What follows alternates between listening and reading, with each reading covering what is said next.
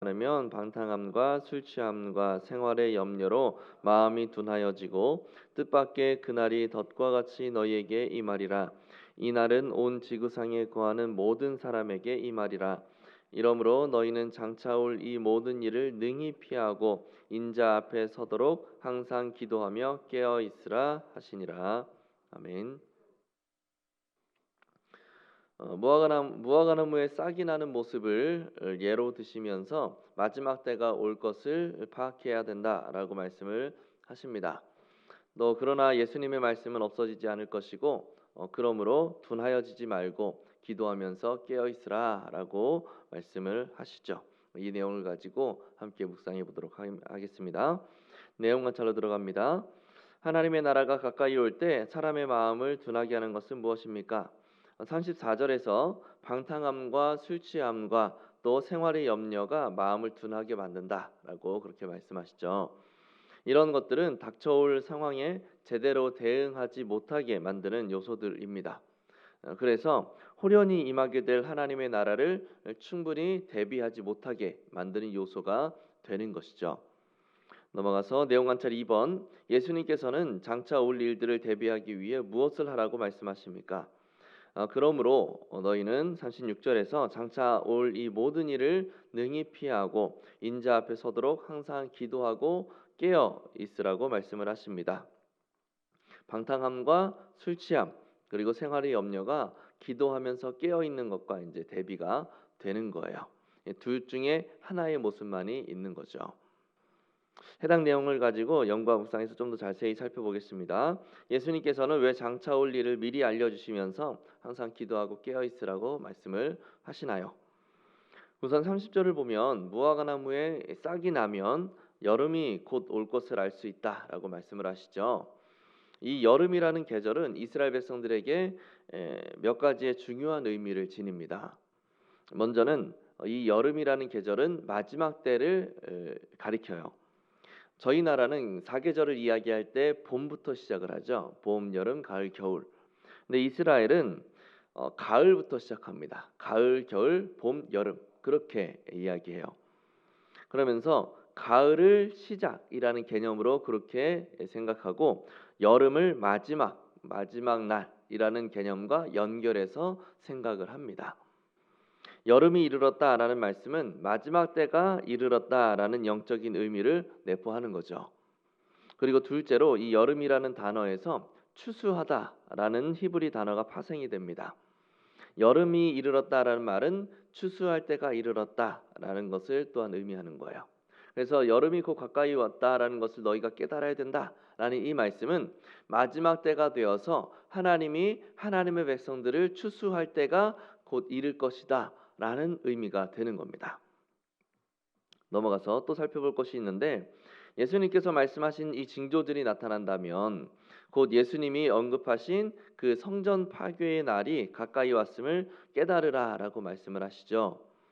그런데 31절에서는 하나님의 나라가 가까이 온 줄을 알아라라고도 말씀을 하세요. 그러니까 성전 파괴와 하나님의 나라가 가까이 온 것이 연결되는 거예요. 누가는 예루살렘 성전의 파괴가 하나님 나라의 새로운 시작이라고 보는 겁니다. 예수님은 이 새로운 시대가 열릴 것을 말씀하시면서 이 시대를 맞이할 성도들이 어떻게 살아야 되는가를 이야기를 하시는 거죠. 그것은 바로 기도하면서 깨어 있는 거예요. 이것만이 인자 앞에 서도록 만드는 길이다라고 말씀을 하시는데 이 서다라는 단어는 망하지 않고 견뎌낸다라는 의미입니다. 망하지 않고 견뎌낸다. 즉 기도하고 깨어 있는 것만이 하나님의 진노 앞에서 그 마지막 때가 이르렀을 때 해를 잊지 않고 심판의 정죄를 피할 수 있는 길이다라고 그렇게 말씀을 하시는 거예요. 한편 이와 반대되는 모습이 또 나타날 수 있다고 말씀을 하시죠. 바로 방탕함과 술 취함과 생활의 염려로 마음이 둔해지는 겁니다. 이것은 마치 노아의 시대처럼 사람들이 방주를 타려고 하지 않고 생활에 대한 염려나 방탕함의 지배를 받는 모습이라고 할 수가 있습니다.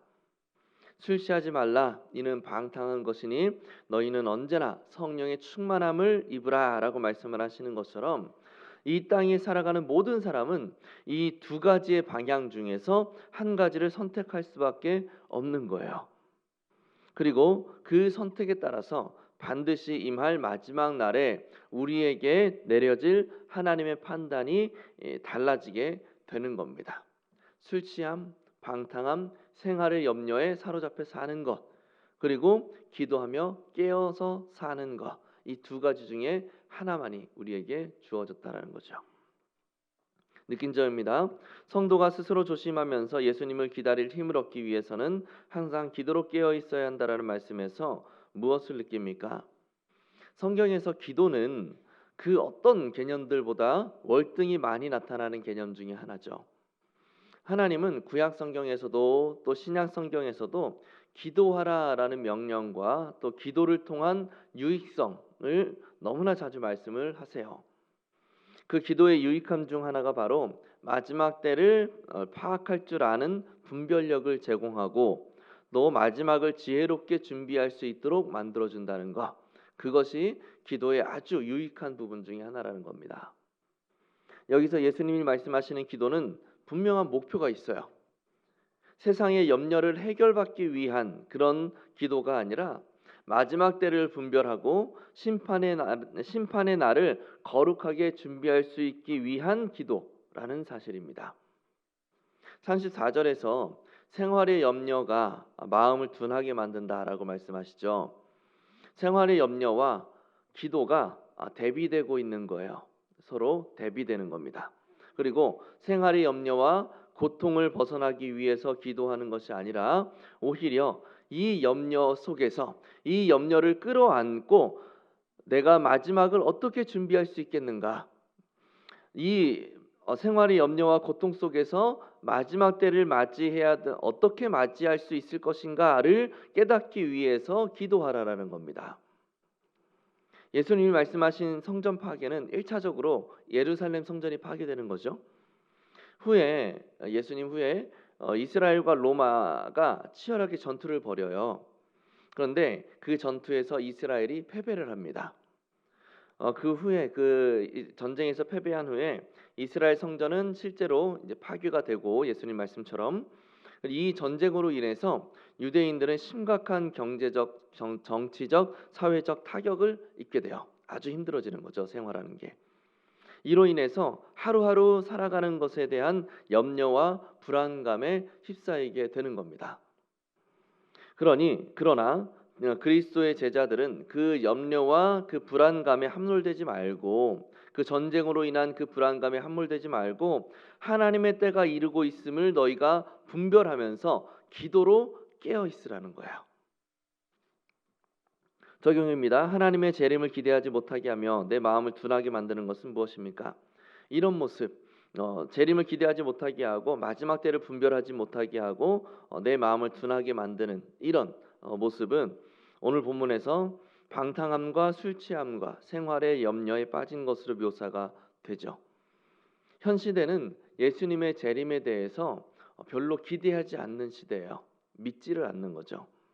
일례로 교회에 다니는 교인들조차도 예수님의 재림을 믿지 않는 사람들이 많고 또 그것을 믿는다고 말하면서도 여전히 지금의 삶에 몰두하면서 생활의 염려 가운데서 방탕함 가운데 살아가는 교인들이 많아요. 이런 사람들은 예수님의 재림의 날을 통하여서 우리에게 주어질 영원한 그 안식과 평강의 세상을 바라보는 것이 아니라 새로운 세상을 만들겠다라고 하는 정치 공약을 더 신뢰하는 자들이라고 할 수가 있을 거죠.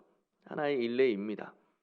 복음은 부끄러워서 선포할 엄두도 내지 못하는데 자신의 정치 사상에 대해서는 자랑스럽게 선전하고 얼굴을 붉히고 언성을 높이면서까지 자신이 지지하는 그 정당을 드러내는 사람들.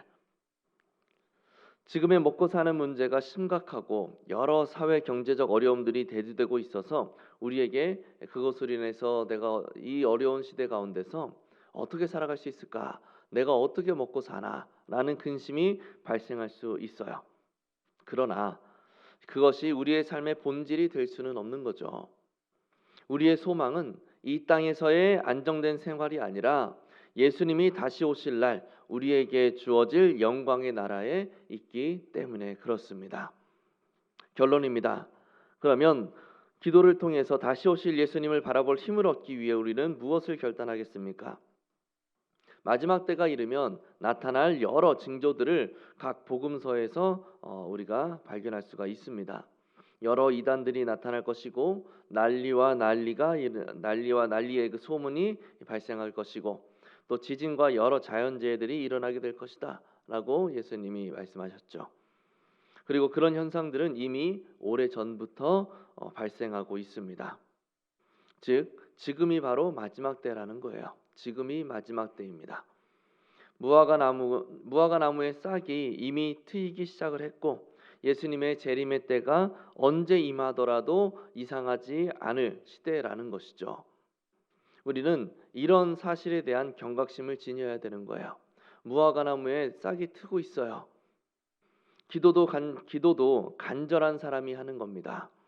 마지막 때가 이르렀다라는 경각심, 예수님의 다시 오심을 준비해야 된다라는 그 의식이 있어야 우리가 마지막 때를 맞이하기 위한 기도도 할 수가 있다는 것이죠. 그런 모습이 바로 깨어 있는 모습입니다. 이 시대가 바로 마지막 때라는 의식을 지닐 수 있기를 바랍니다. 예수님이 언제 오시더라도 이상하지 않을 만큼 타락하고 예수님이 지금 바로 오시더라도 이상하지 않을 만큼 어두워진 시대임을 우리가 파악할 수 있기를 바라요. 그래서 그 의식을 가지고 늘 기도하면서 마지막 날을 신실하게 준비해 갈 수 있는 우리 모두가 될 수 있기를 예수님의 이름으로 간절히 축복합니다.